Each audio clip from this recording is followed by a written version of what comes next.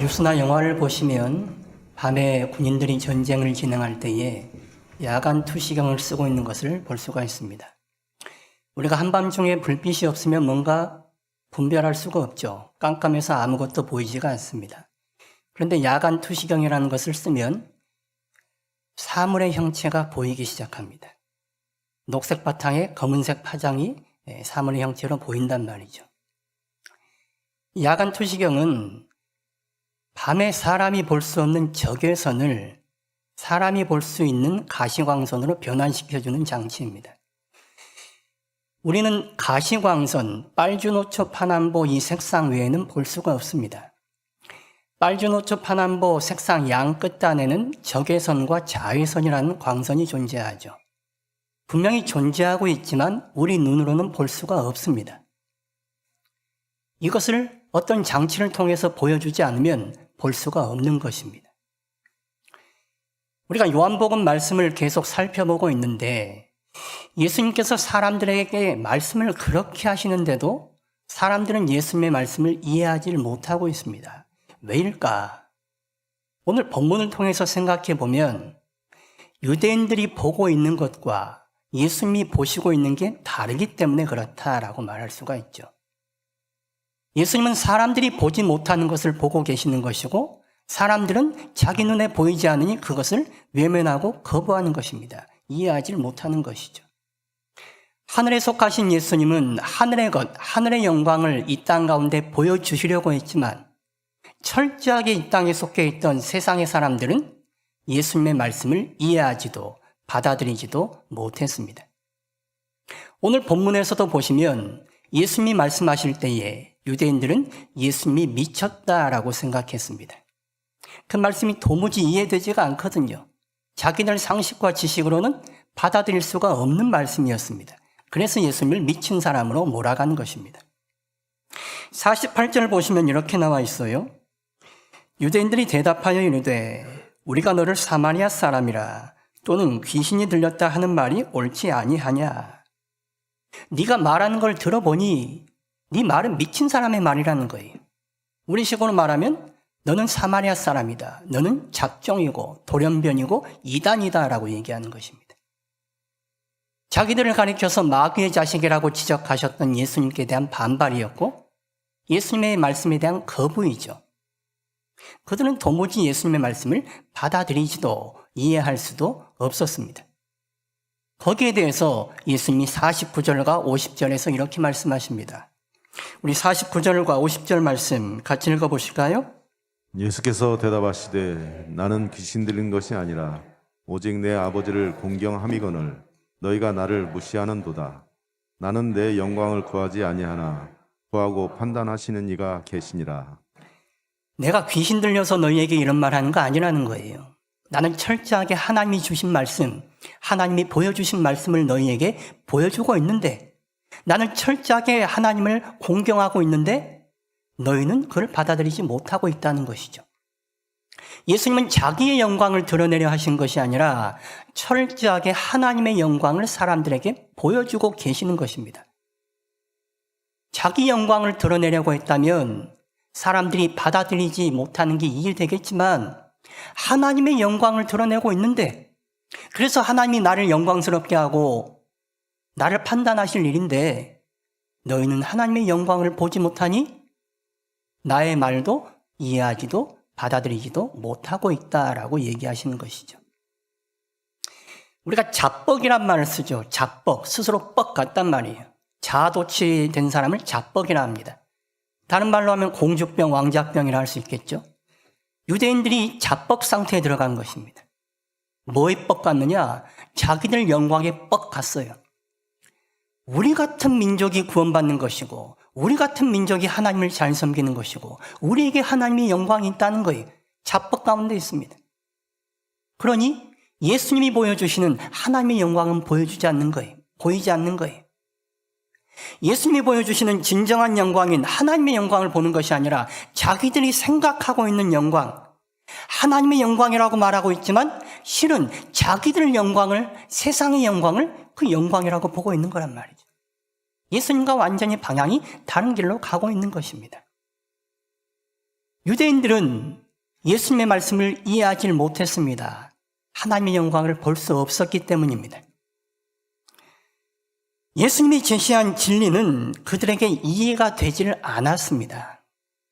그러면 둘 중에 하나이죠. 예수님이 미쳤거나 아니면 진짜이거나. 예수님이 허튼 소리를 하기 때문에, 미친 소리를 하기 때문에 사람들은 이해할 수가 없는 것입니다. 아니면 예수님이 진짜를 말하시는데 거짓된 세상에 속해 있는 사람들은 진짜이니까 이해하지를 못하고 있는 것입니다. 우리는 알고 있죠. 예수님이 진짜이고 진리라는 사실을요. 성경은, 특히 요한복음은 예수님이 진리라고 말씀하고 있습니다. 진리를 말씀하고 있는데 거짓된 세상에 속해 있어서 헛된 것을 바라보고 있는 사람들은 그것이 보이지가 않는 것입니다. 볼 수가 없는 거예요. 거짓되고 헛된 것만을 진짜라고 보고 살아가니 그것을 넘어서는 진짜 참된 것은, 진리는 받아들일 수가 없는 것이죠. 예수님이 우리에게 제시하신 진리들 중에는 이해하기 힘든 것들도 있습니다. 세상의 방식이나 세상의 영광과는 다르기 때문에 그렇습니다. 세상이 이해할 수 있는 수준에서 예수님이 말씀하셨다면 그 말을 사람들이 쉽게 받아들였을 거예요. 그런데 예수님이 하신 말씀은 세상이 이해하기 어려운 말들이 상당히 많이 있습니다. 세상의 방식과는 다른 말씀을 하십니다. 세상이 추구하는 영광과는 다른 영광을 우리에게 제시하고 계십니다. 그래서 예수님의 말씀은 역설적인 진리입니다. 오늘도 예수님께서 그 말씀을 하고 계시는 것입니다. 내가 내 스스로 영광스럽게 하는 것이 아니라 하나님께서 나를 영광스럽게 한다는 거예요. 하나님만을 드러내고 하나님의 영광, 하나님의 진리만을 드러내는 나를 하나님께서 영광스럽게 하신다라고 말씀하는 것이죠. 빌립보서 2장 5절에서 8절까지 말씀 보십시오. 우리 말씀 같이 읽어보실까요? 너희 안에 이 마음을 품으라. 곧 그리스도 예수의 마음이니 그는 근본 하나님의 본체시나 하나님과 동등됨을 취할 것으로 여기지 아니하시고 오히려 자기를 비워 종의 형체를 가지사 사람들과 같이 되셨고 사람의 모양으로 나타나사 자기를 낮추시고 죽기까지 복종하셨으니 곧 십자가에 죽으심이라. 예수님은 삼위일체 하나님의 한 위격이십니다. 다시 말해 하나님이십니다. 그런데 하나님께서 하나님의 영광을 포기하시고 낮은 이 땅에 낮은 인간의 몸을 입고 종의 형체를 가지고 들어오셨습니다. 그리고 자신의 모든 것을 내려놓으신 채 성부 하나님의 영광만을 드러내기 위해서 일하셨습니다. 그럴 때 하나님이 어떻게 하시느냐? 9절에서 11절 말씀 보세요. 우리 말씀도 같이 읽어보겠습니다. 이러므로 하나님이 그를 지극히 높여 모든 이름 위에 뛰어난 이름을 주사 하늘에 있는 자들과 땅에 있는 자들과 땅 아래에 있는 자들로 모든 무릎을 예수의 이름에 꿇게 하시고 모든 입으로 예수 그리스도를 주라 시인하여 하나님 아버지께 영광을 돌리게 하셨느니라. 예수님께서 당신의 영광을 내려놓으시고 아버지 하나님의 영광을 높이셨습니다. 그럴 때에 아버지 하나님께서 예수님을 오히려 높이셨다라고 말씀하고 있습니다. 예수 그리스도를 믿는 모든 자가 구원받게 하셨어요. 예수 그리스도를 만유의 주로 우뚝 세우신 것입니다. 이건 세상의 방식과는 다른 방식입니다. 세상은 스스로 높아지려고 합니다. 자기의 영광을 추구하고 자기를 영광스럽게 하려 합니다. 그러나 예수님이 보여주신 방식은 역설적입니다. 자신을 철저하게 낮추셨습니다. 자기 영광을 내려놓으셨습니다. 자기 영광을 구하지 않고 오히려 하나님의 영광을 구할 때에 하나님께서 도리어 예수님을 영광스럽게 하셨다라고 말씀하고 있는 것입니다. 이게 성경에서 말하는 진리입니다. 우리의 영광, 세상의 영광을 추구할 때에 우리가 영광스러워지는 것이 아니라 우리의 영광이나 세상의 영광을 내려놓고 하나님의 영광을 바라보고 나아갈 때에 하나님이 오히려 그를 영광스럽게 한다는 것이죠. 이 방식이 예수님이 우리에게 보여주신 방식이십니다. 예수님을 믿는 우리는 이 방식을 따라야 하는 사람들입니다. 우리는 세상의 영광을 따라 사는 사람들이 아니라 하나님의 영광을 바라보고 살아가야 하는 사람들입니다. 세상의 종교는 신을 잘 구슬려서 자기를 높이려고 하는 속성이 있습니다. 그런데 기독교나 성경에서 말하는 진리들은, 성경적 가치는 세상 종교의 관점으로 보시면 안 됩니다. 그렇게 이해하시면 이해할 수가 없어요. 세상 종교를 가만히 보십시오. 신이 원하고 신이 지시하는 것을 잘 따릅니다. 신을 섬기려고 합니다. 그래서 그것이 자기에게 공덕이 되는 거예요. 신 앞에 착한 일을 하고 선행을 쌓으니 공덕이 되어서 신의 보상을 바라는 것이죠. 신을 섬긴다고 말하지만 가만히 뜯어서 보면 신을 위해서 하는 일이 아니라 자기를 높이기 위해서 하는 일입니다. 신의 영광을 위해서 그렇게 하는 것이 아니라 자기의 영광을 위해서 그렇게 하는 것입니다. 그게 세상 종교의 방식입니다. 그런데 기독교는 그렇지 않습니다. 하나님이신 예수님께서 그 영광을 버리시고 우리를 위하여 이 땅에 들어오셨습니다. 그리고 우리를 위하여 기꺼이 희생하시고 은혜를 베풀어 주셨습니다. 그 희생과 은혜를 아는 사람들은 이제 세상의 영광, 자기의 영광을 위해 나아가는 것이 아니라 우리에게 은혜 베풀어 주신 예수님의 영광, 하나님의 영광을 위해서 나아가는 것입니다. 기독교가 뭔가 바라는 게 많습니다. 예수 믿으면 복도 받아야 되고, 사업도 잘 돼야 되고, 건강도 좋아야 되고, 암도 나아야 됩니다. 교회가 막 우뚝우뚝 서가야 됩니다. 그게 지금 기독교가 바라는 바입니다. 그런데 사실 가만 생각해 보십시오. 기독교는 더 이상 바랄 게 없는 종교입니다. 왜요? 이미 받았으니까요. 이미 하나님의 그 크신 은혜를 받은 기독교인들이, 우리 그리스도인들이 더 뭘 바랍니까? 그 은혜를 알고 은혜를 받은 사람들은 그 은혜에 감사하여 하나님의 영광을 높이는 길로 가는 것입니다. 그게 기독교가 가르치고 추구하는 바입니다. 기독교를 세상 종교와 똑같이 놓으려 하니 교회에 문제가 발생하는 것입니다. 세상이 기독교를 여타 종교 중에 하나로 취급하는 것입니다. 그러니 웃기는 종교라 생각하고 기독교를 조롱하는 거예요. 너희는 다르다고 하지만 너희가 세상 다른 종교와 뭐가 다르냐는 거죠. 똑같이 하면서, 똑같이 추구하면서 너희는 마치 하늘에 사는 사람들처럼 말하지만 너희의 삶은 그렇지 않지 않냐는 그런 말을 하는 거예요.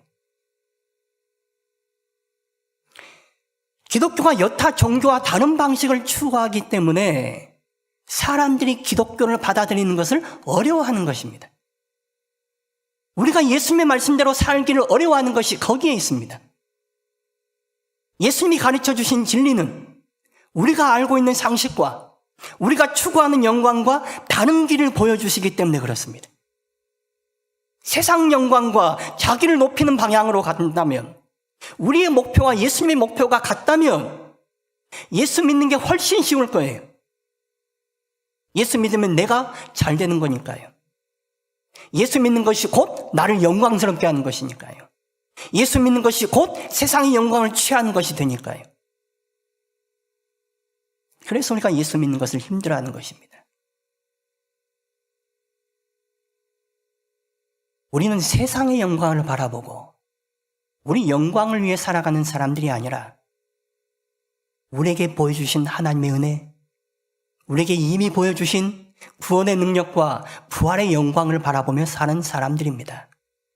그래서 우리는 하나님의 영광을 추구하며 나아가는 사람들입니다. 오늘 본문 54절 말씀 보십시오. 우리 말씀도 같이 읽어보실까요?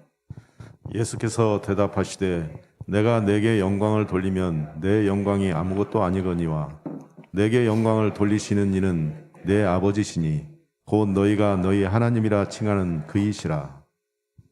예수님 스스로 자신을 높인다면 세상과 똑같은 방식이니 너희가 믿을 수도 있고 안 믿을 수도 있고 따를 수도 있고 안 따를 수도 있겠지만 나는 나를 스스로 높이는 것이 아니라 나는 오히려 낮추고 하나님의 영광만 드러내지만 나를 높이는 분은 성부 하나님이시다라고 말씀하고 계신 것입니다.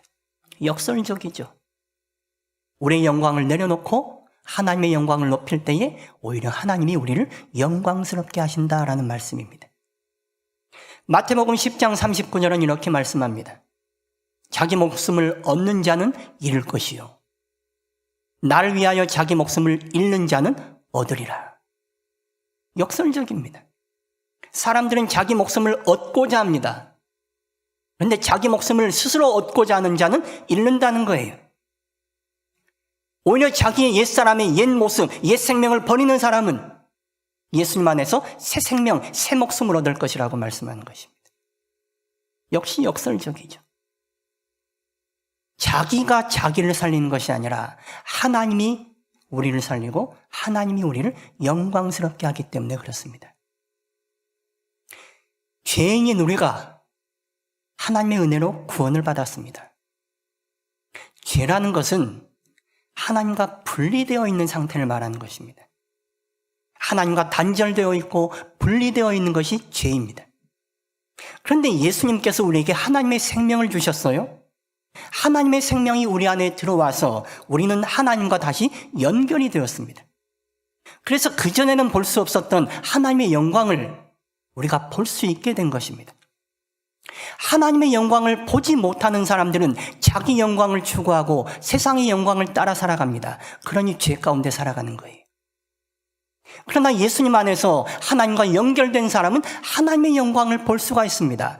그러니 자기 영광과 세상 영광을 추구하며 사는 것이 아니라 하나님의 영광을 바라보며 하나님의 영광을 추구하며 살아가는 것입니다. 그것이 예수님께서 우리에게 보여주신 방식이에요. 성경이 우리에게 말씀하는 바입니다. 세상 방식과 세상 영광과 아주 판이합니다. 세상은 자기를 스스로 높이고 세상의 영광을 많이 취해야 영광이 있다라고 생각하지만 예수님께서는 성경은 우리 스스로를 영광스럽게 하는 것이 아니라 세상의 영광을 취할 때 우리가 영광스러워지는 것이 아니라 하나님의 영광을 취할 때에 하나님의 영광을 위하여 나아갈 때에 하나님이 우리를 영광스럽게 한다라고 말씀하고 있습니다. 58절에서 59절 말씀 보십시오. 우리 말씀도 같이 한번 읽어보겠습니다. 예수께서 이르시되 진실로 진실로 너희에게 이르노니 아브라함이 나기 전부터 내가 있느니라 하시니 그들이 돌을 들어 치려 하거늘 예수께서 숨어 성전에서 나가시니라. 예수님께서 아브라함보다 이전에 계셨다라고 말씀을 하자 유대인들이 예수님을 신성모독이라 여겨서 돌로 쳐 죽이려고 했습니다. 유대인들은 신성모독적인 발언을 들으면 돌로 쳐 죽이는 게 관례입니다. 예수님은 하나님이시라고 말씀하시는데 유대인들은 말 같지 않은 소리라고 믿지 않는 것이죠. 57절 보시면 유대인들이 이렇게 말하고 있어요. 네가 아직 50세도 못 되었는데 아브라함을 보았느냐? 조롱을 하고 있는 것이죠. 50도 안 된 네가 무슨 아브라함을 봤다는 거냐? 아브라함이 얼마 전 사람인데. 하나님이시라는 것은, 예수님이 영원한 존재라는 것은 꿈에도 생각 못하고 네 나이가 50도 안 된 주제에 무슨 아브라함을 봤다고 말하느냐라고 조롱하고 있는 거예요. 근데 가만히 생각해 보십시오. 예수님이 나이가 지금 몇 세일까요? 누가복음에서는 예수님이 공생애를 시작하실 때 30세쯤이라고 말씀을 하고 있습니다. 그러면 지금 이 시점에서 예수님은 32세쯤입니다. 32세밖에 안 되는 청년을 두고 사람들은 나이 50이 된 사람으로 보고 있습니다. 무엇을 말합니까? 예수님이 그만큼 늙어 보이고 상했다는 것을 말하고 있는 것입니다. 30대 초반의 청년의 얼굴이 50대 사람처럼 보인다는 거예요. 왜 그랬을까요? 이 세상에서 얼마나 마음고생을 하셨던지, 이 세상에서 육체적으로 얼마나 힘드셨던지 마음과 몸이 그만큼 늙고 상한 것입니다. 하나님의 영광을 볼 수 없는 이 세상에 하나님의 영광을 드러내려 하시니 얼마나 마음적으로, 얼마나 육체적으로 힘드셨겠습니까? 자신의 모든 영광을 내려놓고 철저히 하나님의 영광만 드러내시려 하셨으니 힘드셨던 거예요. 이사야 53장 2절과 3절 말씀 보세요. 우리 말씀 같이 읽어보겠습니다. 그는 주 앞에서 자라나기를 연한 순 같고 마른 땅에서 나온 뿌리 같아서 고운 모양도 없고 풍채도 없은즉 우리가 보기에 흠모할 만한 아름다운 것이 없도다. 그는 멸시를 받아 사람들에게 버림받았으며 간고를 많이 겪었으며 질고를 아는 자라. 마치 사람들이 그에게서 얼굴을 가리는 것 같이 멸시를 당하였고 우리도 그를 귀히 여기지 아니하였도다. 이사야의 예언처럼 예수님께서는 이 땅에서 멸시를 당하시고 고초를 당하셨습니다. 철저히 우리를 위하여 희생하셨습니다. 자기의 권능과 자기의 영광을 완전히 내려놓으시고 우리를 위해 하나님께 순종하셨습니다. 하나님의 영광만을 위하여 사셨습니다. 그렇게 멸시받고 천대받으며 희생당하셨기에 우리가 하나님의 영광을 볼 수 있게 된 것입니다. 예수님께서 자신의 영광을 내려놓고 하나님의 영광을 추구했을 때에 하나님께서 그분을 영광스럽게 하신 거예요. 예수님은 하늘에 계실 때에도 이 땅에 계실 때에도 철저히 하나님의 영광을 바라보시고 하나님의 영광을 드러내는 삶을 사셨습니다. 우리가 존 칼빈이라는 이름을 많이 들어보셨죠? 존 칼빈은 사실 영어식 발음입니다. 요즘은 사람의 이름을 그 나라 국적에 맞게 발음을 하는 게 표준이죠. 존 칼빈이 프랑스 사람이기 때문에 장 깔뱅이라 발음하는 게 맞습니다. 제가 그동안 존 칼빈이라고 여러분들이 아는 단어로 말했지만 앞으로는 이제 장 깔뱅이라고 말하려고 합니다. 장 깔뱅이 프랑스 사람이지만 스위스 제네바를 중심으로 종교개혁을 진행을 했습니다.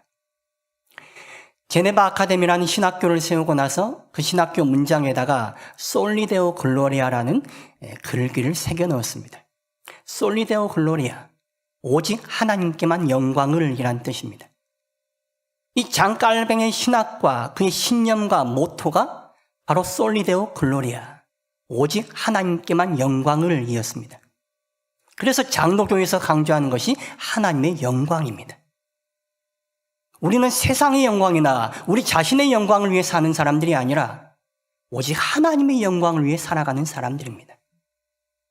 우리가 생계를 위해서 행하는 모든 일들도 우리를 영광스럽게 하고 세상의 영광을 취하기 위해서 하는 것이 아니라 잘 먹고 잘 살기 위해서 남들보다 좋은 집에 살고 좋은 차 타고 호의호식하기 위해서 하는 것이 아니라 오직 하나님의 영광을 드러내기 위해서 그런 것입니다. 우리가 직업에서 성실하게 진실하게 일합니다. 그러면 그 자체가 하나님께 영광이 되는 것이죠. 하나님을 믿는 그가 성실하게 진실하게 일하는 것 자체가 하나님을 영광스럽게 하는 거예요. 하나님의 이름을 세상에 드러내는 것입니다. 그렇게 하나님의 영광을 추구하고 성실하게 일할 때에 그가 직업에서 남들보다 더 앞설 수 있겠죠. 그 직업에서 부를 축적할 수가 있는 것입니다. 개신교, 특히 장로교는 직업을 통해서 부를 축적하는 것을 나쁘게 보지 않습니다. 중세 카톨릭은 직업에서 부를 축적하는 것을 악하게 봤습니다. 돈을 추구한다고 해서 악하게 봤어요. 그러면서 성직자들은 온갖 축제를 부정한 방법으로 저질렀습니다.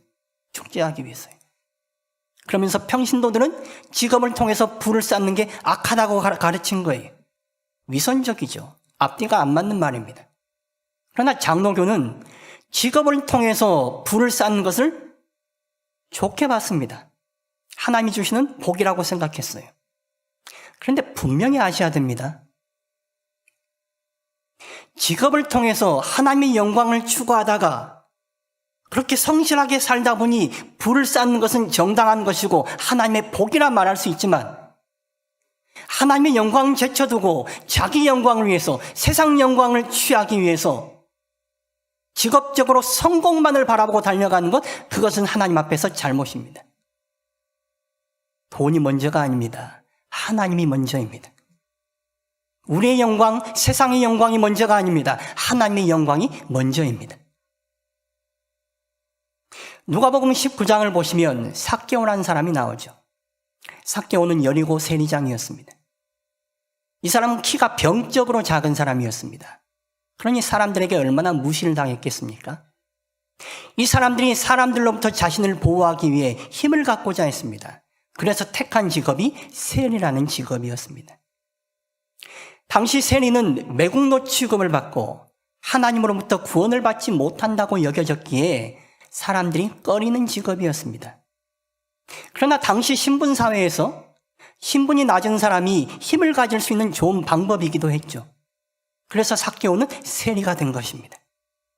그리고 돈을 악착같이 모았습니다. 힘을 가지게 되었습니다. 얼마나 수완이 좋았는지 세리장까지 올랐습니다. 그 사람에게 힘은 바로 돈이었습니다. 돈이 힘이요, 돈이 그의 명예요, 돈이 그의 영광이었습니다. 그렇게 돈을 바라보고 살아갔던 그 사람이 예수님을 만나고 나서 어떻게 바뀝니까? 예수님이 말씀하지도 않았는데 스스로 내 소유의 절반을 가난한 사람들을 위해 내놓겠습니다라고 말합니다. 그리고 내가 만약 남의 것을 속여 빼앗은 일이 있다면 4배나 갚아주겠습니다라고 말했습니다. 세리는 남의 것을 속여서 뺏는 사람입니다. 그렇다면 삭개오는 자기의 가진 재산을 다 잃을 뿐만 아니라 오히려 빚을 져야 할지도 모릅니다. 돈이 최고의 힘이고 최고의 영광이었던 그가 왜 돈을 포기하게 된 것입니까? 더 큰 것을 받기 때문에 그렇습니다. 하나님의 구원을 진정으로 경험했기 때문에 그래요. 하나님의 영광을 받기 때문에 그렇습니다. 마태복음 13장 44절에서 46절까지 말씀 보십시오. 우리 말씀 같이 읽어보실까요? 천국은 마치 밭에 감추인 보화와 같으니 사람이 이를 발견한 후 숨겨두고 기뻐하며 돌아가서 자기의 소유를 다 팔아 그 밭을 사느니라. 또 천국은 마치 좋은 진주를 구하는 장사와 같으니 극히 값진 진주 하나를 발견하며 가서 자기의 소유를 다 팔아 그 진주를 사느니라. 천국의 영광을 본 사람은 세상의 다른 것을 다 바꿔서라도 다 팔아서라도 천국의 영광, 하나님의 영광을 얻으려고 하는 것입니다.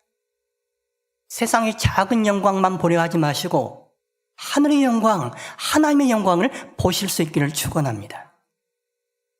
우리 신앙의 문제가 뭡니까? 크신 하나님의 영광을 보려 하는 것이 아니라 세상의 작은 영광만 보려 한다는 게 우리의 문제 아닙니까? 그러니 하나님의 영광을 추구하기보다는 세상의 영광, 우리의 영광을 추구하며 살아가는 것입니다. 예수님이 보신 영광은 세상이 보는 영광과 달랐습니다. 예수님이 보신 영광이 세상의 영광과 달랐기 때문에 사람들은 예수님을 이해하지도 받아들이지도 못했습니다. 여러분은 어떠십니까? 우리는 원래 영적으로 눈이 어두워져서 하나님의 영광을 볼 수 없는 존재들이었습니다. 그런데 예수님을 통하여 하나님의 영광을 볼 수 있게 되었습니다.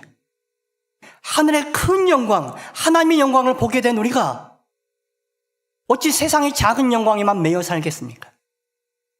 세상의 영광이 우리 생각이 갇히고 우리 삶이 갇힐 때에 우리는 눈을 들어 하늘의 영광, 하나님의 영광을 볼 수 있어야 할 것입니다.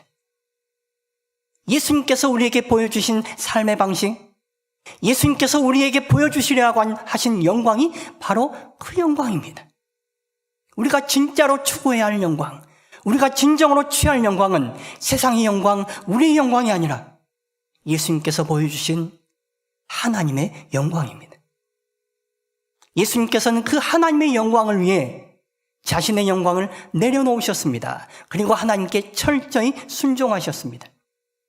하나님의 말씀을 따를 때에 오히려 역설적으로 하나님께서 예수님을 영광스럽게 한 것입니다. 이것이 우리가 따를 길이요 진리입니다. 우리 스스로 우리를 영광의 길로 영광스럽게 하는 것이 아니라 하나님의 영광을 추구하며 나아갈 때에 하나님께서 우리를 영광스럽게 하는 것이죠. 하나님의 영광을 바라보며 하나님의 말씀에 기꺼이 순종하고 하나님을 따를 때에 하나님께서 우리를 영광스럽게 하실 것입니다. 기도하겠습니다.